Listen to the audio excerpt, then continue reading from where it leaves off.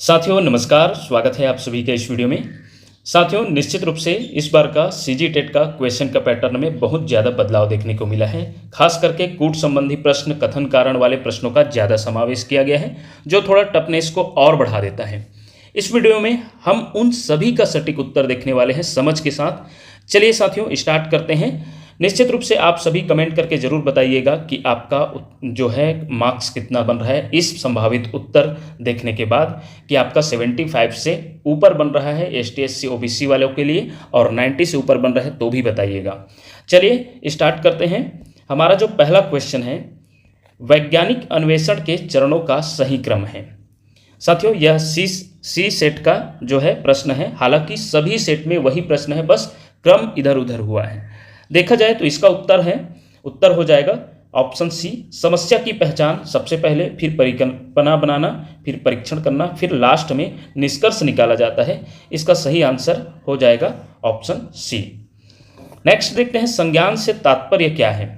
संज्ञान से तात्पर्य क्या है तो मानसिक क्रियाएं जैसे सोचना, समझना और याद रखना, ये सभी जो है आ जाएगा संज्ञान से तात्पर्य। ऑप्शन बी इसका राइट आंसर होगा।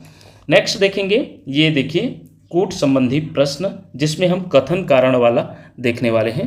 तो इस प्रश्न में देखा जाए तो पहले तो कथन देखेंगे। तो कथन क्या है, भूख, प्यास और नींद जैसे प्राथमिक उद्देश्य जन्मजात और प्राकृतिक प्रवृत्तियां हैं और जीवित रहने के लिए आवश्यक है। कारण मानव व्यवहार केवल जन्मजात जैविक प्रवृत्तियों से ही संचालित होते हैं। इसका अब देखा जाए तो सही उत्तर हो जाएगा आपका ए। तो सत्य है, देखा जाए ए सत्य है, लेकिन केवल देखा जाए कारण इसका देखा जाए तो ये असत्य है। कारण ये है साथियों, क्योंकि मानव व्यवहार पर सामाजिक, सांस्कृतिक, अधिगम आदि का भी प्रभाव पड़ता है, जबकि इसमें जो है मानव व्यवहार केवल जन्मजात जैविक प्रवृत्तियों से ही संचालित होते हैं। ये कथन गलत है, क्योंकि व्यवहार, सांस्कृतिक अधिगम सभी का, सामाजिक अधिगम ये सब का प्रभाव पड़ता है, केवल जन्मजात जैविक प्रवृत्तियों से ही संचालित होता है ऐसा नहीं है। इसके आधार पर देखा जाए तो ऑप्शन सी इसका राइट आंसर होगा। नेक्स्ट है, नीचे दिए गए कथन और कारण के लिए विकल्प चुनिए। तो दर्शन शास्त्र पाठ्यक्रम विकास का प्रारंभिक बिंदु है और वही दर्शन शास्त्र शिक्षा का सामान्य सिद्धांत है जो विद्यालय शिक्षा के लिए एक संपूर्ण विश्व दृष्टि प्रदान करता है। तो इसका आंसर हो जाएगा ऑप्शन ए और आर दोनों सत्य है और सही व्याख्या भी करता है। याद रखिएगा, क्योंकि यही कारण है कि दर्शन शास्त्र पाठ्यक्रम का विकास का आधार बनाता है। बिल्कुल राइट आंसर है ऑप्शन ए इसका हो जाएगा। नेक्स्ट है, कोहल वर्ग के नैतिक विकास के किस चरण में व्यक्ति अपने व्यवहार के परिणाम के बजाय दूसरों की अपेक्षा अनुसार कार्य करता है। तो इसमें जो है देखा जाए तो परंपरागत स्तर में जो है 2 चरणों बताया गया है, जिसमें good boy good girl orientation भी आता है। तो इसमें देखा जाए तो कन्वेंशनल लेवल, ऑप्शन सी इसका राइट आंसर हो जाएगा। नेक्स्ट है, निम्न में से कौन सी ऐसी इनहेरिटेबल क्षति है जो आमतौर पर पुरुषों में पाई जाती है लेकिन महिलाओं से उनके बेटों में हस्तांतरित होती है। याद रखिएगा, इसका सही आंसर है हीमोफीलिया। हीमोफीलिया जो है महिलाओं के द्वारा, महिलाएं जो होती हैं वाहक होते हैं, लेकिन महिलाओं को इसमें किसी प्रकार का प्रॉब्लम नहीं होता। महिला के जो पुत्र होते हैं बेटों में हस्तांतरित होते हैं। तो हीमोफीलिया है, ऑप्शन ए इसका राइट आंसर होगा। नेक्स्ट प्रश्न है, शिशु की सांवेगिक क्रियाएं निर्धारित होती हैं। तो इसका आंसर है साथियों, उसके वातावरण में उपस्थित भग्नाशा के द्वारा, या इसे हताशा कह सकते हैं, फ्रस्ट्रेशन कह सकते हैं, यही इसका राइट आंसर होगा। उसके वातावरण में उपस्थित हताशा या भग्नाशा के द्वारा जो है बच्चों में सांवेगिक क्रियाएं निर्धारित होती हैं। ऑप्शन सी इसका राइट आंसर होगा। नेक्स्ट है, मास्लो के आवश्यकतानुसार आवश्यकताओं के पदानुक्रम को क्रम से व्यवस्थित कीजिए। ये मास्लो के जो है बताया गए हैं उसके आधार पर। इसमें देखा जाए साथियों तो इसका उत्तर हो जाएगा आपका ऑप्शन ए। इसमें सबसे पहले डी का जो है जिक्र होता है। डी क्या है, दैहिक आवश्यकताएं। फिर उसके बाद ए आता है सुरक्षा आवश्यकताएं। फिर आता है ई आपका प्रेम और अपनापन की आवश्यकताएं। फिर आता है बी सम्मान की आवश्यकताएं। फिर आता है लास्ट में सी आत्म साक्षात्कार। तो यही इसका राइट आंसर हो जाएगा। नेक्स्ट देखेंगे, तंत्रिका परिपक्वता का सही क्रम निर्धारित कीजिए। तो इसका उत्तर हो जाएगा ऑप्शन सी में क्या है देखिए, स्पाइनल पथ में माइलिनेशन ये है आ जाएगा। फिर प्रारंभिक प्रतिवर्तों का समाप्त होना, इसमें देखेंगे तो इसमें जो है प्रारंभिक एज से बताया गया है। ये जो है प्रारंभिक जो शैशवावस्था में जो जन्म लेते हैं उनकी क्रियाएं को दर्शाया गया है। फिर उसके बाद जो है जो शैशवावस्था में बच्चे जो है प्रतिवर्त क्रियाएं करते हैं। फिर उसके बाद अंगों की स्वैच्छिक गतिविधि, फिर दोनों हाथ का समन्वय, लास्ट में जटिल मोटर योजना बनाना। तो ये जो है क्रम से है। ऑप्शन सी इसका राइट आंसर हो जाएगा, KLMNO। नेक्स्ट है बच्चों के लिए शर्ट के बटन स्वयं लगाने हेतु किन संयुक्त क्षमताओं की आवश्यकता होती है।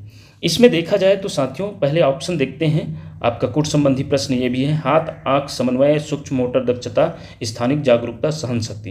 तो इसमें देखा जाए तो बच्चों के शर्ट के बटन स्वयं लगाने के लिए जो इसमें जरूरी चीज़ है उसमें हाथ और आंख का समन्वय, इसको हमने जो है क्रियात्मक कौशल विकास के लिए जो वीडियो बनाए हैं उसमें बताए भी थे कि हैंड आई कोऑर्डिनेशन बहुत जरूरी है। सूक्ष्म मोटर दक्षता, ये भी फाइन मोटर स्किल अच्छे से होना चाहिए, और स्थानिक जागरूकता कि हमें कौन सा बटन कहाँ पर लगाना है।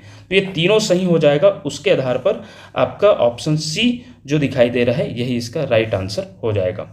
नेक्स्ट है नवजात शिशु के शारीरिक विकास के अंतर्गत सिर तथा सारे का अनुपात जो है कितना होना चाहिए। ये सारे शरीर का अनुपात है, कुल शरीर के आधार पर जो नवजात शिशु का जो होता है वो 1/4 होता है, याद रखिएगा 1:4 में होता है। इसका राइट आंसर आपका ऑप्शन जो है बी हो जाएगा। नेक्स्ट देखें तो नेक्स्ट है आपका प्राकृतिक वातावरण में स्वाभाविक रूप से विकसित हो रहे समकक्षों सहपाठियों के साथ सीखना विशेष आवश्यकता वाले बच्चों के लिए फायदेमंद क्यों माना जाता है। तो इसका उत्तर ये भी जो है देखा जाए तो कूट वाले संबंधी प्रश्न है। तो इसमें पूरा अगर हम प्रश्न को देखें तो इसमें हो जाएगा आपका उत्तर ऑप्शन बी, क्योंकि इसमें जो है यह बच्चों को रोजमर्रा की परस्पर क्रिया अंतःक्रिया के सीखने में मदद करता है। यह समकक्षों सहपाठियों में सहनशीलता और स्वीकृति बढ़ाता है। यह सामाजिक कौशल को बढ़ावा देता है। और इसमें नहीं आएगा तो यह किसी विशेष सहायता की आवश्यकता को खत्म करता है, तो ये गलत है इसमें। तो ये तीनों आ जाएगा आपका KLM, ऑप्शन बी इसका राइट आंसर होगा। नेक्स्ट प्रश्न देखेंगे। नेक्स्ट प्रश्न है आपका, ये भी कथन कारण वाला है। इस टाइप का प्रश्न तो बहुत पूछा गया है, तो इसका उत्तर हो जाएगा आपका देखा जाए तो ऑप्शन ए। इसमें जो है दोनों कथन सत्य है और सही व्याख्या भी करता है। लोकतांत्रिक परिवारों में सामाजिक कृत बच्चे आमतौर पर अधिक आत्मसम्मान और बेहतर सहपाठी संबंध दिखाते हैं, और लोकतांत्रिक पालन पोषण, खुली बातचीत, साझा निर्णय और भावनात्मक गर्माहट को बढ़ावा देते हैं, जो स्वस्थ व्यक्तित्व के गुणों के विकास में महत्वपूर्ण है। ऑप्शन ए इसका राइट आंसर होगा। नेक्स्ट क्वेश्चन है, विशेष आवश्यकता वाले बच्चों से जुड़े नीचे दिए गए अधिनियमों और नीतियों को कालानुक्रमिक क्रम सबसे पहले से सबसे बाद तक में लगाएं। इसके अनुसार देखा जाए तो सबसे पहला आएगा आपका एम क्या है आपका भारतीय पुनर्वास परिषद अधिनियम 1992 होगा। फिर उसके बाद आया है दिव्यांग व्यक्ति अधिनियम ओ, ये आया है निःशक्त व्यक्ति अधिनियम जिसे कहा गया है, ये आया है आपका 1995 में। उसके बाद देखा जाए तो आया है एल क्या है राष्ट्रीय न्यास अधिनियम।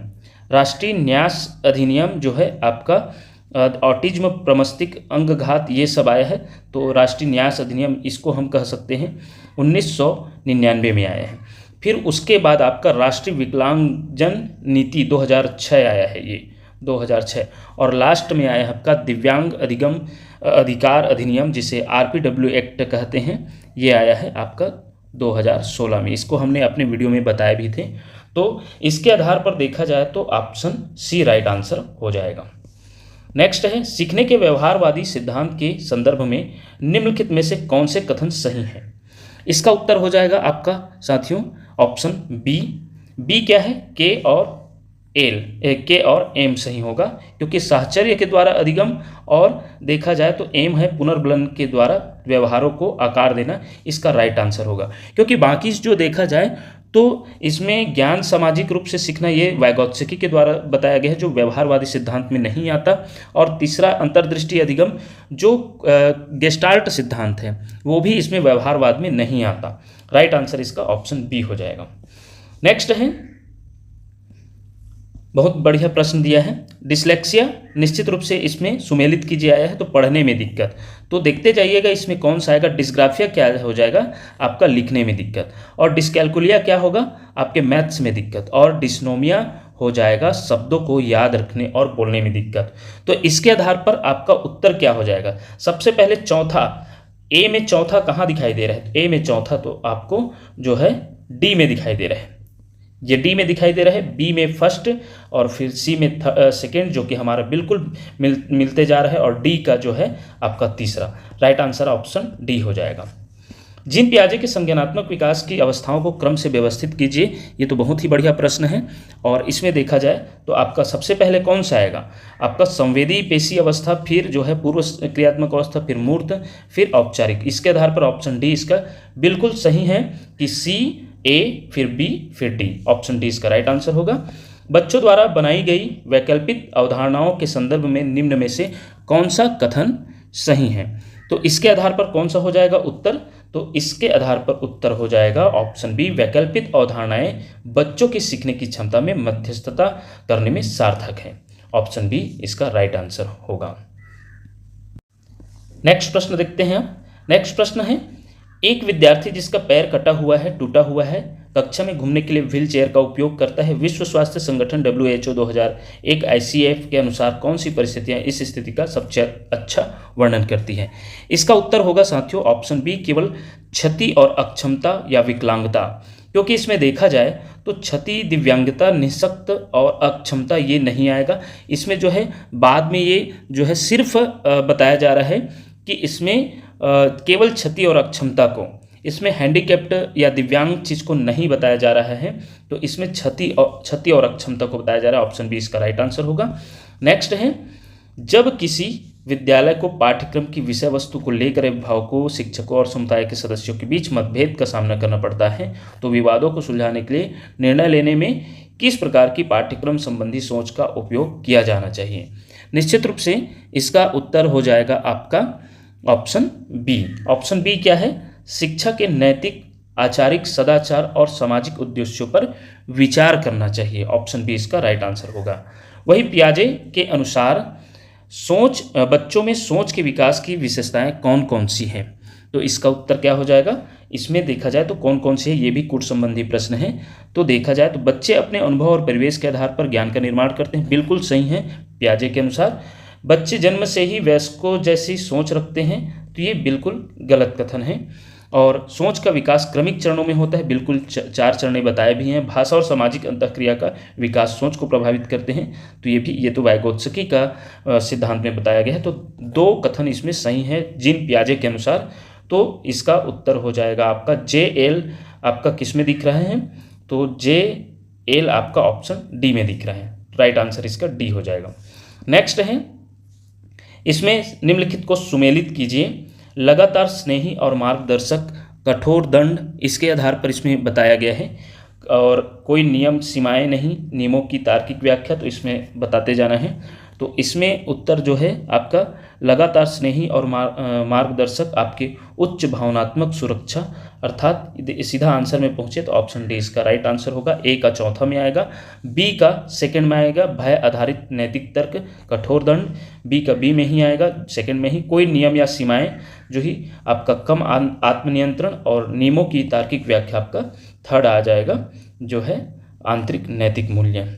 इस प्रकार इसका राइट आंसर ऑप्शन डी होगा। नेक्स्ट है, मैस्लो के अनुसार निम्नांकित को सही क्रम में व्यवस्थित कीजिए। सुरक्षा आवश्यकताएं, जैविक एवं शारीरिक आवश्यकताएं, अपनेपन और प्रेम की आवश्यकताएं, आत्मबोध और सम्मान की आवश्यकताएं। तो ये आपका उत्तर हो जाएगा साथियों ऑप्शन ए ही।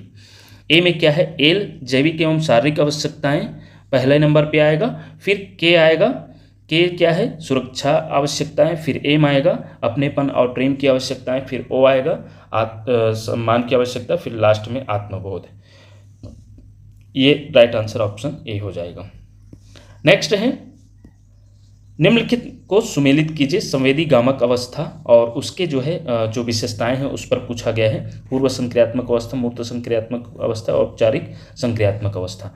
तो संवेदी गामक अवस्था जो है होता है पहली अवस्था, जिसमें देखा जाए तो नवजात शिशु होते हैं, नवजात अवस्था होते हैं। और पूर्व संक्रियात्मक अवस्था की बात करें तो ये प्रारंभिक शैशव अवस्था और पूर्व बाल्यावस्था की बात करते हैं। और वही मूर्त संक्रियात्मक अवस्था में देखा जाए तो यह हो जाएगा आपका प्रारंभिक अवस्था एवं पूर्व किशोरावस्था, और औपचारिक आ जाएगा आपका फर्स्ट में।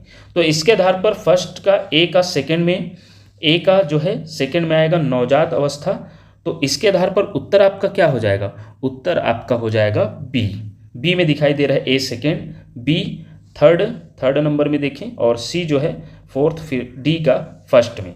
तो आपका बी इसका राइट आंसर हो जाएगा। नेक्स्ट है बालक विकास को प्रभावित करने वाला कारक नहीं है। तो राजनीतिक कारक इसका एकदम सही आंसर है, नहीं है तो राजनीतिक कारक। नेक्स्ट है जब बच्चा लिखने के लिए कलाई एवं उंगली के समन्वय को सीखता है तो वह किस विकास को दर्शाता है। इसमें जो है प्रॉक्सिमोडिस्टल डेवलपमेंट की बात हो रही है। विकास के दिशा के सिद्धांत में दो प्रकार बताया गया है। एक सेफेलोकेडल होता है जो सिर से पैर तरफ जो विकास होता है उसको बताता है, और प्रॉक्सिमोडिस्टल जो है केंद्र से शरीर के मध्य भाग से बाहरी भाग की ओर, अर्थात जो है इसमें छोटी छोटी उंगलियों तक नियंत्रण बाद में पहुंचता है, ये बताया जाता है। तो ऑप्शन ए इसका राइट आंसर होगा। नेक्स्ट है संज्ञानात्मक विकास में शामिल है। तो संज्ञानात्मक विकास में विकेंद्रण, वस्तुपरक स्थायित्व और तर्कयुक्त चिंतन, पारगमनात्मक चिंतन, ये सभी शामिल है साथियों। सभी के बारे में संज्ञानात्मक विकास में बताया गया है अलग अलग चरणों में। तो राइट आंसर इसका हो जाएगा जिसमें सभी दिया है, सभी कौन से में दिया है, ऑप्शन बी में, JKML। नेक्स्ट है थॉर्नडाइक के प्रयास एवं त्रुटि के सिद्धांत के आधार पर सुमेलित करके सही उत्तर दीजिए। तत्परता का नियम। तत्परता के नियम में क्या बताते हैं, तत्परता के नियम में बच्चा जब किसी कार्य के लिए तैयार हो तो जल्दी सीखता है, ये आपका फर्स्ट का ए का सेकंड में। अभ्यास का नियम क्या है, अभ्यास के नियम में बताता है कि किसी कार्य को दोहराना या अभ्यास करना। प्रभाव के नियम क्या बताता है, प्रभाव के नियम आपका जो चौथा पॉइंट होगा संतोषजनक परिणाम से सीखना, सुदृढ़ करना। और बहु अनुक्रिया का नियम जो है नई समस्या आने पर व्यक्ति तब तक प्रतिक्रियाएं करता है जब तक सफल ना हो जाए। इसके आधार पर उत्तर क्या हो जाएगा, उत्तर आपका हो जाएगा ऑप्शन जो है डी। नेक्स्ट है नीचे दिए गए कथन और कारण के सही उत्तर चुनिए। तो इसमें बच्चे हाथों हाथ अनुभव और सक्रिय भागीदारी के माध्यम से सबसे अच्छा सीखते हैं, और जब बच्चा सीखने की प्रक्रिया में सक्रिय रूप से शामिल होते हैं तो उनके संज्ञानात्मक विकास में तीव्रता आती है। तो इसका उत्तर क्या हो जाएगा साथियों, इसका उत्तर हो जाएगा आपका ऑप्शन ए। ये दोनों सत्य है और सही व्याख्या करता है। नेक्स्ट है जीवन की मिथ्या परिपक्वता की अवस्था है। इसमें देखा जाए तो इसका right answer pseudo maturity age stage बोलते हैं बाल्यावस्था को, ऑप्शन सी इसका राइट आंसर हो जाएगा। नेक्स्ट पार्ट है हिंदी में पहला प्रश्न है 31वां प्रश्न, नीचे दिए गए कथन और कारण के लिए सही विकल्प चुनिए। रास्ते का थका हुआ पथिक सो रहा है, और आर है इस वाक्य में पथिक साधारण उद्देश्य है। तो इसका उत्तर है साथियों ऑप्शन बी। ए और आर दोनों सत्य है, लेकिन आर की सही व्याख्या नहीं है। ऑप्शन बी इसका राइट आंसर होगा। वही 31 के बाद 32 इसके नीचे है, तो हम 33 पहले देख लेते हैं। इसमें पूछा गया है संधि शब्द का शाब्दिक अर्थ है मेल या मिलाप, और कारण इसका पद रचना में ऐसी स्थिति का आना जब दो शब्दों का योग हो और पदों के प्रत्यय समाप्त हो जाए तो संधि कहलाता है। तो इसमें देखा जाए तो इसका उत्तर जो है ऑप्शन सी हो जाएगा। ए कथन सत्य है, जबकि इसमें देखा जाए तो योग हो और पदों के प्रत्यय समाप्त हो जाए तो ये नहीं होता है, ये जो है कथन असत्य है। ऑप्शन सी इसका राइट आंसर होगा। और इसमें 32वां प्रश्न देखा जाए तो पढ़ने का मतलब क्या होता है, अक्षरों को पहचानना, ध्वनियों का उच्चारण कर पाना। तो इसका उत्तर हो जाएगा ऑप्शन बी। वही जो किसी वस्तु या व्यक्ति के प्रति आसक्त हो को एक शब्द में क्या कहते हैं। तो इसमें देखा जाए तो इसका राइट आंसर ऑप्शन डी है, अनुरक्त। क्योंकि अनुयायी किसी के धर्म को मानने वाले व्यक्ति का अनुसरण करते हैं तो अनुयायी कहते हैं। असक्त मतलब निसहाय व्यक्ति, अनुगामी मतलब किसी का जो है उसके आचरण को मतलब जो है अपना मतलब आचरण को अपनाना, तो अनुगामी हो जाएगा। अनुरक्त क्या हो जाएगा कि जो किसी वस्तु या व्यक्ति के प्रति आसक्त हो, इस शब्द को भावार्थ को यह जो है बताता है अनुरक्त को। ऑप्शन डी इसका राइट आंसर होगा। नेक्स्ट है बच्चे पढ़ना शुरू करें उससे पहले उन्हें उस लेख के शीर्षक, तस्वीरों, विषय सूची, रेखा चित्रों, चित्रों के नीचे लिखे कैप्शन, शीर्षकों, गाढ़े अक्षरों, मुख्य शब्दों और अन्य चित्रात्मक चीज़ों को अच्छी तरह से देखना चाहिए। इससे उन्हें मदद मिलती है। तो इसका उत्तर है साथियों आपका ऑप्शन डी, जे, एल, एम तीनों हो जाएगा। अंदाज़ा लगाना, और एल आपका पूर्व ज्ञान को सक्रिय करना, और एम सवाल पूछने में। इसका प्रश्न को हल करने में इसका उत्तर नहीं होगा, ऑप्शन डी इसका राइट आंसर होगा। सु उपसर्ग से बने शब्द कौन से हैं, चयन करें। तो सु उपसर्ग से बने शब्द स्वागत है, आपका जो है सुदूर है, ये भी है सुदूर और स्वागत। तो के और एम किस में दिखाई दे रहे हैं, ऑप्शन डी में। उसने कहा कि मैं निर्दोष हूँ, इस वाक्य में कि योजक का प्रयोग किस प्रकार के वाक्य का सूचक है, ये मिश्र वाक्य का है, ऑप्शन सी इसका राइट आंसर होगा। वही इसमें देखा जाए 38वां प्रश्न में, तो इसमें आपका ज सुमेलित कीजिए बोला जा रहा है। तो ज जो है साथियों आपका तालव्य है, याद रखिएगा, ज जो है तालव्य है। वही र जो है मूर्धन्य है, याद रखिएगा, र जो है मूर्धन्य है, और आ कंठ्य है, और स जो है दंत्य है। तो इसके आधार पर आपका सही आंसर कौन सा हो जाएगा, ए में सेकंड दिखाई दे रहा है, और बी में फोर्थ, और सी में थर्ड, और डी में फर्स्ट। तो यही इसका राइट आंसर होगा। नेक्स्ट है, निम्न में से मन से संबंधित मुहावरा नहीं है। मन की बात, ये मुहावरा नहीं है, राइट आंसर यही होगा। मौखिक भाषा की छोटी से छोटी सार्थक इकाई क्या है, तो इसमें हो जाएगा आपका शब्द, क्योंकि मौखिक भाषा की छोटी से छोटी सार्थक इकाई बोला जा रहा है तो शब्द होता है। वही भाषा की छोटी इकाई में वर्ण आता, लेकिन इसमें जो है मौखिक भाषा की पूछा जा रहा है तो शब्द आएगा। निम्नलिखित को सुमेलित कीजिए। वह संध्या स्नान गंगा किनारे जाता है, ये कारक चिन्ह से रिलेटेड प्रश्न है। तो इसमें जो है समय और स्थान का बोध हो रहा है, जो किसको बताता है, अधिकरण कारक को। तो ए का जो है थर्ड में आ जाएगा। तो ए का ढूंढिए थर्ड किस में है, तो आपको सिर्फ ए में थर्ड ऑप्शन सी में दिखाई दे रहा है। और बाकी आप चूहे बिल से बाहर निकला मतलब अपादान कारक को बता रहे हैं या अलग होने की संज्ञा को दे रहे हैं। उसने लड़कियों को मिठाइयाँ दी, तो ये बताता है आपका संप्रदान कारक। फिर साधुओं की संगति से बुद्धि सुधरती है, ये आपका सेकंड करण कारक को बता रहा है। ऑप्शन सी इसका राइट आंसर होगा। नेक्स्ट है, भाषा सीखने सिखाने के उद्देश्य हैं, इसमें क्या हो सकता है, तो इसका उत्तर आपका आ जाएगा ऑप्शन डी, ये सभी उद्देश्य आ जाएगा। शब्दों के शुद्ध उच्चारण को समझना, शब्द पढ़ने की क्षमता विकसित करना, विराम चिन्हों का प्रयोग, व्याकरण का सटीक उपयोग। निम्नलिखित वर्णों में से कौन सा वर्ण संयुक्त स्वर नहीं है, ये भी संयुक्त स्वर है साथियों, ए, और आपका ओ भी, और संयुक्त स्वर नहीं है तो आपका ऊ नहीं है, याद रखिएगा, ऑप्शन बी इसका राइट आंसर होगा।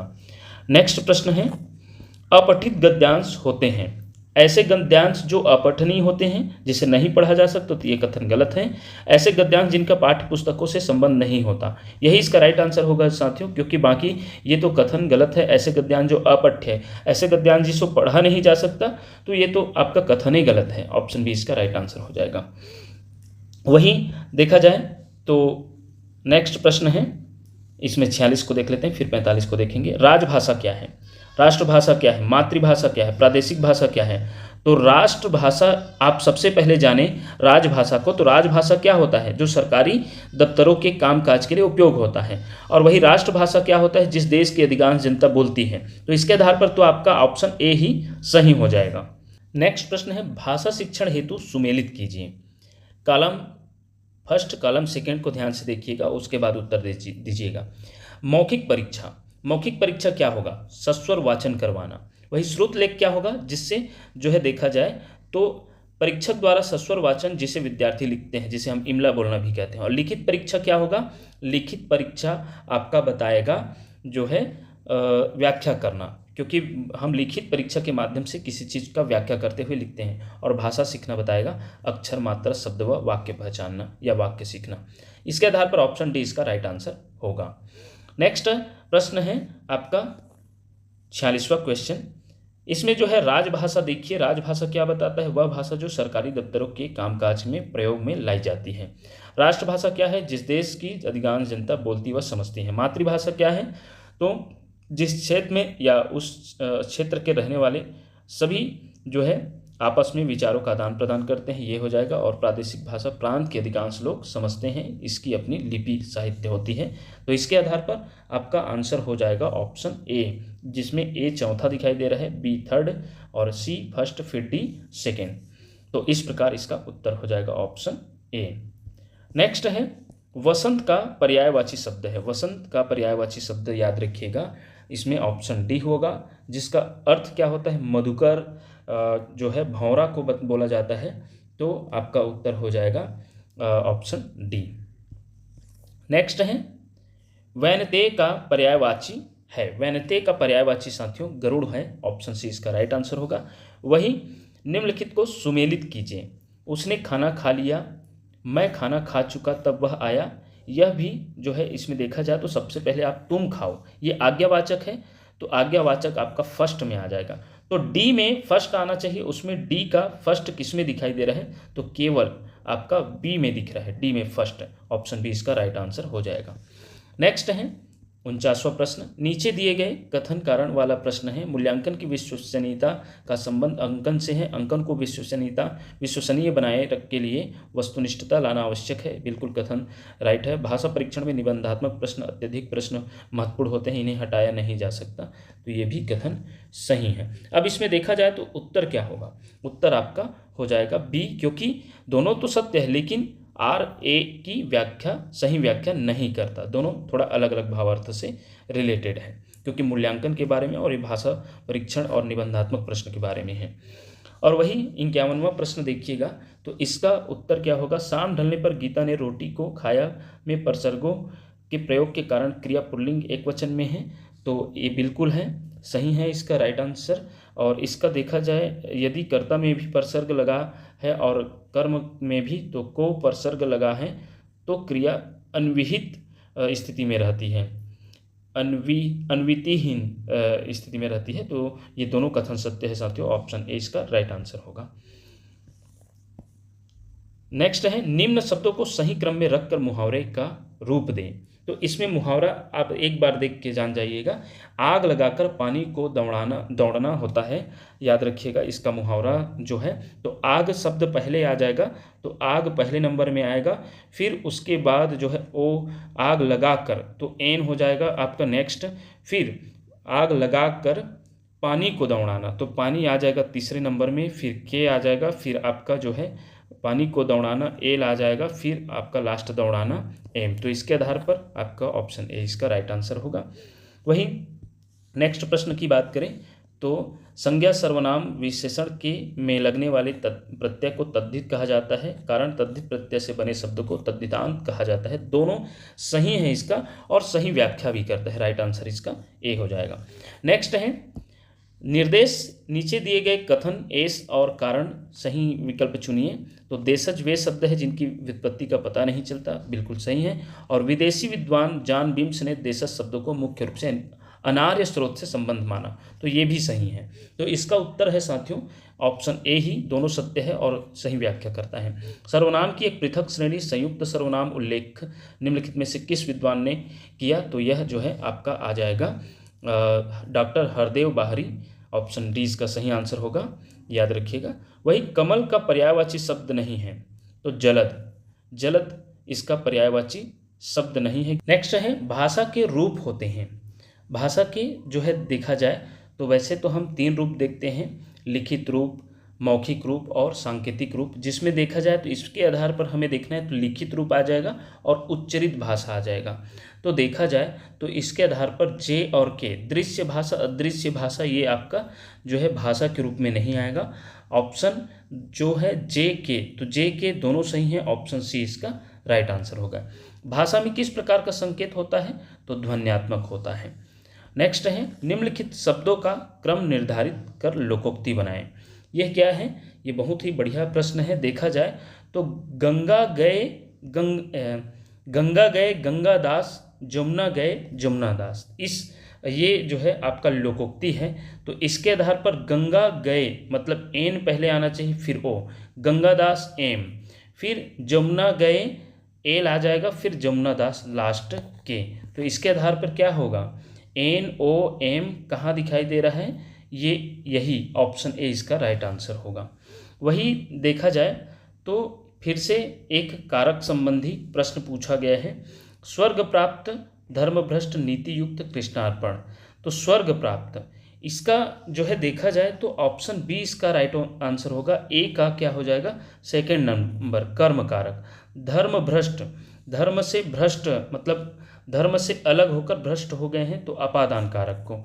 तो इस प्रकार इसका सही सुमेलित हो जाएगा, ऑप्शन बी सही होगा। चलिए नेक्स्ट पार्ट जो देखेंगे, लास्ट पार्ट है इसका पेपर 1 का, इन्वायरमेंट स्टडी, पर्यावरण अध्ययन, जिसमें पहला क्वेश्चन है हाइपोनेट्रेमिया किस पदार्थ की कमी से होता है। तो याद रखिएगा इसका उत्तर है सोडियम, सोडियम की कमी से होता है। और नेक्स्ट प्रश्न देखें, प्राथमिक विद्यालय स्तर पर पर्यावरण अध्ययन का मुख्य उद्देश्य है। तो पर्यावरण का मुख्य उद्देश्य मानव एवं उसके परिवेश के बीच संबंधों की समझ, ऑप्शन बी इसका राइट आंसर हो जाएगा। नेक्स्ट है कितने प्रकार के आयु पिरामिड पाए जाते हैं। तो याद रखिएगा साथियों, आयु पिरामिड जो कि नया कॉन्सेप्ट नहीं है, ये है, हालांकि हम अपने वीडियो में इसके बारे में चर्चा नहीं किए थे। याद रखिएगा आयु पिरामिड जो है त्रिभुजाकार, घंटी के आकार का और अर्ण के आकार का होता है। Triangular, bell shaped, urn shaped, ये तीनों प्रकार का होता है। आप गूगल में सर्च करके भी देख लीजिएगा। तो इसका सही आंसर आपका हो जाएगा जे के एल किस में दिखाई दे रहा है, ऑप्शन बी में। ऑप्शन बी इसका राइट आंसर हो जाएगा और सूर्य के आकार का नहीं होता। नेक्स्ट प्रश्न है कथन कारण वाला, पुस्तकालय आधारित परियोजना कार्य पर्यावरण शिक्षा को प्रभावी ढंग से समर्थन प्रदान करता है। कारण है यह छात्रों को अनुसंधान, कौशल, आलोचनात्मक सोच और पर्यावरणीय जिम्मेदारी विकसित करने में मदद करता है। देखा जाए तो ये दोनों कथन बिल्कुल सही हैं और इसके आधार पर सही व्याख्या करता है, ये भी शामिल हो जाएगा, ऑप्शन ए इसका राइट आंसर हो जाएगा। नेक्स्ट प्रश्न है एक तालाब की यात्रा के दौरान विभिन्न आयु वर्ग के बच्चों ने देखा कि मेढक कीड़े खाते हैं, मछलियां छोटे जीव खाती हैं और मानव गतिविधियां पानी और आवास को प्रभावित करती हैं। इन पर्यावरणीय कारण परिणाम संबंधों को समझना आमतौर पर किस आयु वर्ग के बच्चों में विकसित होता है। तो इसका उत्तर होगा 7 से 11 वर्ष। नेक्स्ट है निम्नलिखित पर्यावरण अध्ययन के अधिगम परिणामों को अनुभवात्मक अधिगम के सिद्धांतों के अनुसार बुनियादी कौशल विकास से मूल्य निर्माण तक सही क्रम में व्यवस्थित कीजिए। इसका उत्तर हो जाएगा आपका साथियों ऑप्शन ए ही हो जाएगा, क्योंकि इसका क्रम देखेंगे आप ध्यान से तो जे के एल एम एन ओ ये आ जाएगा, क्योंकि समुदाय के सदस्य प्राकृतिक संसाधनों का किस प्रकार उपयोग करते हैं इसका अवलोकन करना, फिर वर्गीकरण करना, फिर इस पर चर्चा करना, फिर जो है प्रति चिंता और संवेदनशील विकसित करना, लास्ट में दैनिक जीवन में जिम्मेदारी व्यवहार अपनाना। ऑप्शन ए इसका राइट आंसर होगा। ब्रह्म समाज, बहुत इंपॉर्टेंट प्रश्न है, ब्रह्म समाज से संबंध रखने वाले समाज सुधारक निम्न में से कौन है। तो ब्रह्म समाज क्या सबसे जो है इम्पॉर्टेंट राजा राम मोहन राय, इसको तो जानते ही होंगे, लेकिन इसमें जो है केशव चंद्र सेन, ये दोनों है ब्रह्म समाज सुधारक से संबंधित। और दयानंद सरस्वती देखा जाए तो आर्य समाज से, और तो ये देखा जाए तो आपका के और एम यही इसका राइट आंसर होगा। तो के और एम किस में दिखाई दे रहा है, ऑप्शन डी में दिखाई दे रहा है। नेक्स्ट प्रश्न है उत्पादक महत्वपूर्ण होते हैं क्योंकि इनमें हरित लवक पाया जाता है। बिल्कुल राइट आंसर है, क्योंकि पौधों में हरित लवक पाया जाता है और ये अकार्बनिक पदार्थों पर निर्भर नहीं करते। तो ये आपका गलत कथन हो जाएगा। और वही ये CO2 को शर्करा में बदलने में सक्षम होते हैं। तो यह जो है देखा जाए CO2 को शर्करा में बदलने में सक्षम होते हैं, ये बिल्कुल सही है। ये खाद्य श्रृंखला व खाद्य जाल के आरंभिक बिंदु है, बिल्कुल सही है। तो इसके अनुसार JLM किस में दिखाई दे रहा है, JLM ऑप्शन सी में दिखाई दे रहा है। राइट आंसर आपका सी हो जाएगा। नेक्स्ट है आहार नाल का सही पथ क्या है। आहार नाल का सही पथ आपका क्या हो जाएगा, देखा जाए तो ऑप्शन बी। एन पहले आएगा, एन क्या है मुख गुहिका, फिर एल आ जाएगा ग्रसनी, फिर एम आ जाएगा आपका स्टमक पेट, फिर के आ जाएगा आंत, फिर लास्ट में मलाशय। ऑप्शन बी इसका राइट आंसर होगा। वही एक EVS शिक्षक स्पष्ट करते हैं कि यद्यपि जनवरी महीने में पृथ्वी सूर्य के सबसे निकट होती है, फिर भी उत्तरी गोलार्ध में शीत ऋतु रहती है। इस घटना की सबसे सटीक व्याख्या कौन सा कारक है। साथियों इसका हम वीडियो में अपने EVS के वीडियो में बताए भी थे कि पृथ्वी के अक्ष के झुकाव के कारण सूर्य की रोशनी का कोण बदल जाता है। जैसे कि पृथ्वी का झुकाव जानते हैं आप सभी 23.5 डिग्री झुकाव होता है, तो उसके कारण से इसका जो है मतलब पृथ्वी सूर्य के सबसे निकट होने के कारण भी जो है देखा जाए तो ठंड पड़ती है और उसका कारण है झुकाव। ऑप्शन बी इसका राइट आंसर होगा। नेक्स्ट है, एक गांव का बच्चा यह देखता है कि हर गर्मी में स्थानीय नदी सिकुड़ती जा रही है और वह समय के साथ इन परिवर्तनों को नदी के आसपास होने वाली दैनिक गतिविधियों से जोड़ने लगता है। ये क्या हो सकता है? इसका जो है देखा जाए पर्यावरणीय दृष्टिकोण से यह समझ किस बात को सबसे अच्छी तरह से दर्शाती है, तो इसका उत्तर हो जाएगा प्राकृतिक और सामाजिक घटकों की परस्पर क्रिया। नेक्स्ट प्रश्न है, वयस्कों समाज द्वारा बच्चों पर पड़ने वाले निम्नलिखित प्रभाव को जटिलता के आरोही क्रम में व्यवस्थित कीजिए, सबसे सरल संपर्क से लेकर सबसे अधिक चिंतनशील प्रभाव तक। देखा जाए साथियों, ये बिल्कुल क्रम में है। उदाहरण प्रस्तुत करना, सरल नियम बनाना, डस्टबिन में डालो, फिर पारंपरिक और सांस्कृतिक प्रथाएं साझा करना और तुलना करने के लिए प्रेरित करना, फिर जो है चिंतनशील चर्चा में बच्चों को शामिल करना। इसके आधार पर जो है देखा जाए यह क्रम कौन फॉलो कर रहा है? Option B, KLMNO। Option B इसका राइट आंसर होगा। वही नेक्स्ट है, स्वतंत्रता संग्राम के किस आंदोलन में मद्य निषेध एक प्रमुख मुद्दा था? तो इसका मद्य निषेध मतलब शराबबंदी जो है प्रमुख मुद्दा था, तो ऑप्शन ए इसका राइट आंसर होगा, याद रखिएगा।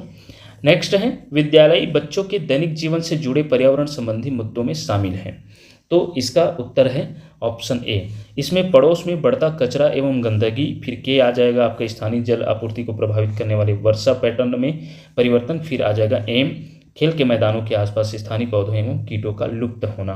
तो ये प्रमुख रूप से आपका ए आ जाएगा इसका राइट आंसर। वही नेक्स्ट देखा जाए तो सही समूह को पहचानिए। Fe जो आयरन होता है, आयरन की कमी से रक्त अल्पता आता है, एनीमिया रोग होता है, बिल्कुल सही है। आयोडीन की कमी से घेंघा रोग, ये भी सही है। क्लोरीन की कमी से अल्कोसिस होता है, ये भी सही है। और सोडियम की कमी से घेंघा रोग नहीं होता। तो यह जो है देखा जाए तो तीनों JKL शामिल होगा, वही सही समूह होगा, तो ऑप्शन सी इसका राइट आंसर है। नेक्स्ट है, विद्यालय में वृक्षारोपण गतिविधि आयोजित करने के चरणों को क्रमबद्ध करिए। बहुत ही सरल प्रश्न है साथियों। सबसे पहले हम क्या करेंगे? उपयुक्त स्थान का चयन करेंगे। उसके बाद क्या करेंगे? गड्ढा खोदेंगे, तो L, फिर आ गया N। उसके बाद क्या करेंगे? पौधा लगाएंगे, K आ जाएगा। उसके बाद लास्ट में पौधे को पानी देंगे, तो M आ जाएगा। इसके आधार पर आपका कौन सा आंसर सही जा रहा है? L, N, K, M, तो आपका ऑप्शन ए इसका राइट आंसर हो जाएगा। चलिए नेक्स्ट प्रश्न देखेंगे। दहेज प्रतिषेध अधिनियम का संबंध किन वर्षों से है? तो आपका एक तो 1961 है और एक 1986 है, दोनों हैं। इसका उत्तर हो जाएगा जे और आपका एल। तो जे और एल आपका किस में दिखाई दे रहा है? ऑप्शन ए में दिखाई दे रहा है। राइट आंसर ऑप्शन ए हो जाएगा। नेक्स्ट है, पर्यावरण शिक्षा में कौन सी गतिविधियां छात्रों को जांच पड़ताल कौशल विकसित करने एवं अवधारणाओं की समग्र समझ विकसित करने में सबसे अच्छी तरह मदद करती है? तो प्रयोग और जांच। ऑप्शन बी इसका राइट आंसर होगा। नेक्स्ट है, अन्वेषण विधि इसमें सुमेलित करने के लिए बोला जा रहा है। अन्वेषण विधि क्या होगा? विश्लेषण और कौशल, सहयोगात्मक अधिगम क्या होगा? सामाजिक संपर्क, टीम वर्क, मॉडलों का उपयोग, अवधारणात्मक ज्ञान को स्पष्टता करना, केस स्टडी विधि, निर्णय लेने और समस्या समाधान करने में सहायक। देखा जाए तो इसमें पूरा जो है सुमेलित है। अब बस इसमें जो है उसके आधार पर उत्तर देना है। तो किस में सुमेलित दिखाई दे रहा है? तो सुमेलित आपको जो है ऑप्शन ए में दिखाई दे रहा है। ए का फर्स्ट, बी का सेकंड, सी का थर्ड, डी का फोर्थ। नेक्स्ट है, विद्यालय में पर्यावरण जागरूकता कार्यक्रम आयोजित करने के चरणों को क्रमबद्ध करें। तो इसमें क्या है साथियों? इसमें जो है सबसे पहले हम क्या करते हैं? योजना बनाते हैं। योजना के बाद हम क्या करते हैं? क्रियान्वयन करते हैं, ए, फिर सी, फिर उसके बाद क्या करते हैं? उसके बाद हम मूल्यांकन करते हैं, बी, और उसके बाद लास्ट में चिंतन, डी। तो इसके आधार पर उत्तर क्या हो जाएगा? आपका सी हो जाएगा। नेक्स्ट है, परिवार को प्राथमिक समूह किस विद्वान ने कहा? इसको चार्ल्स कुले ने कहा। ऑप्शन सी इसका राइट आंसर होगा। नेक्स्ट है, निम्नलिखित कथन पर्यावरण अध्ययन में अवधारणा विकास की प्रक्रिया को दर्शाते हैं, इन्हें सही क्रम में व्यवस्थित कीजिए। तो इसका उत्तर क्या हो जाएगा? इसका उत्तर आपका ऑप्शन डी हो जाएगा। के जो है आपका यहीं से के, फिर एम का जो है परिवेश का अवलोकन करना, फिर अनुभव साझा किए जाते हैं, फिर उसके बाद जो है एल शिक्षक चर्चा और चिंतन को प्रोत्साहित करते हैं, फिर एन आपका आ जाएगा अवधारणाओं का निर्माण, लास्ट में ओ अवधारणाओं का दैनिक जीवन में प्रयोग होता है। डी इसका राइट आंसर हो जाएगा। नेक्स्ट है, सिग्माइड वृद्धि कर्व में निम्नलिखित क्रम पाए जाते हैं। तो इसका उत्तर क्या होगा आपका? ऑप्शन सी है। सी इसका सिग्माइड वृद्धि कर्व में सी फॉलो होता है, धनात्मक वृद्धि प्रावस्था लैग फेज बोलते हैं। फिर एन आ जाएगा लॉगरिदमिक प्रावस्था लॉग फेज। फिर उसके बाद आएगा एल जो है ऋणात्मक वृद्धि अवस्था। फिर एम आपका आ जाएगा संतुलनकारी प्रावस्था। फिर लास्ट में स्थायीकरण। ऑप्शन सी इसका राइट आंसर होगा। नेक्स्ट है निम्नलिखित मूल्यांकन विधियों को अप्रत्यक्ष अवलोकन से लेकर गहन अभिवृत्तिगत जांच तक आरोही क्रम में व्यवस्थित कीजिए। तो इसका उत्तर क्या हो जाएगा? इसका उत्तर है आपका ऑप्शन ए के जो है आपका हो जाएगा स्फूर्त व्यवहारों का अवलोकन करना। फिर एल अर्थात इसमें देखा जाए तो ये सीधा क्रम को दिखा रहे हैं, याद रखिएगा सीधा क्रम के एल एम एन देखा जाए तो अवलोकन करना। फिर उसका जो है अभिवृत्ति मापनी का उपयोग करते हुए बच्चों से जो उन्होंने देखा उसका वर्णन करवाना। फिर उससे प्रश्न पूछना या कैसे हुआ, समूह चर्चाओं का तर्क विचार विश्लेषण करना। ऑप्शन ए इसका राइट आंसर होगा। नेक्स्ट है अगर उत्पादक में 15 कैलोरी जमा है तो प्राथमिक उपभोक्ता में कितने प्रतिशत ऊर्जा स्थानांतरित होती है? तो याद रखिएगा ऊर्जा का 10% नियम तो पढ़े होंगे लिंडेमान का। तो इसका जो है 15 कैलोरी का जो है 10% निकालेंगे तो 1.5 कैलोरी आएगा, जो कि ऑप्शन बी इसका राइट आंसर होगा। प्राथमिक स्तर के पर्यावरण अध्ययन में पर्यावरण के अर्थ को निम्नलिखित में से कौन सा वर्णन सबसे उपयुक्त रूप से दर्शाता है? तो इसका उत्तर क्या हो जाएगा? ऑप्शन बी हमारे चारों ओर मौजूद सभी सजीव और निर्जीव वस्तुएं जिनमें लोग और स्थान भी शामिल होते हैं। नेक्स्ट है पौष्टिक एवं संतुलित भोजन प्रदान करता है। तो इसका उत्तर क्या हो जाएगा? अच्छा स्वास्थ्य, रोग प्रतिरोधकता, क्रम मृत्यु दर, ये तीनों आ जाएगा और इसमें ये कट होगा। तो जे के एल किस में दिख रहे हैं? तो जे के एल ऑप्शन ए में दिख रहा है, यही इसका राइट आंसर हो जाएगा। नेक्स्ट प्रश्न है 148वें नंबर का। इसमें क्या है? निम्नलिखित में से कौन से कथन पर्यावरण अध्ययन ईवीएस में बच्चों के अधिगम को सहयोग देने में समुदाय समाज की भूमिका को सर्वाधिक उपयुक्त रूप से दर्शाते हैं? इसका अगर पढ़कर उत्तर देंगे तो थोड़ा समय लगेगा, तो इसमें जो है सीधा आंसर में पहुँचे तो ऑप्शन डी है साथियों। डी इसका आंसर हो जाएगा। जे के एम, जे में क्या है देखा जाए तो ज्ञान का निर्माण स्वयं कर पाते हैं इसका। फिर के है आपका जो है समुदाय की मौखिक परंपराएं, लोक कथाएं और शिल्प ज्ञान बच्चों के पर्यावरण संबंधित अधिगम को औपचारिक पाठ्य पुस्तकों से आगे बढ़ाते हैं। फिर एम आ जाएगा और जो इसमें नहीं है वो एल। तो ऑप्शन डी इसका राइट आंसर होगा। नेक्स्ट है हर्बटियन पद्धति के अनुसार निम्नलिखित शिक्षण चरणों को व्यवस्थित कीजिए। तो इसका उत्तर हो जाएगा आपका option B M L N K O, ये आ जाएगा आपका उत्तर। पहले एम जो है तैयारी, फिर एल जो है प्रस्तुति, फिर एन जो है आपका सामान्यीकरण और फिर के अनुप्रयोग, फिर लास्ट में पुनरावृत्ति। बी आर इसका उत्तर हो जाएगा। लास्ट प्रश्न है विभिन्न प्रकार के मानचित्रों से संबंधित निम्नलिखित कथनों को पढ़ें। इसका उत्तर क्या हो जाएगा? तो इसका उत्तर हो जाएगा, इसको देखा जाए तो एल इसका सही बैठ रहा था साथियों। विषयगत मानचित्र जलवायु, वर्षा या परिवहन नेटवर्क जैसे किसी विशिष्ट विषय से संबंधित जानकारी प्रस्तुत करते हैं। तो नक्शा के बारे में विभिन्न प्रकार के मानचित्रों से संबंधित निम्नलिखित कथनों को पढ़ें। तो एल, केवल एल इसका जो है सही कथन बैठ रहा है। सही कथन में देखा जाए तो मेरे हिसाब से यह संभावित उत्तर आपका ऑप्शन बी हो जाएगा।